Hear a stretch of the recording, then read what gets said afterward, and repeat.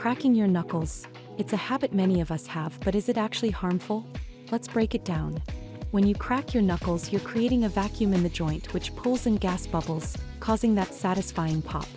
Research shows that this action doesn't lead to arthritis, contrary to popular belief.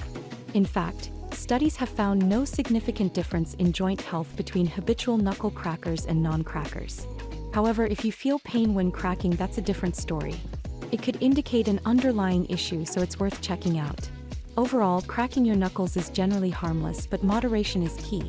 So if you enjoy that little release, go ahead, just listen to your body.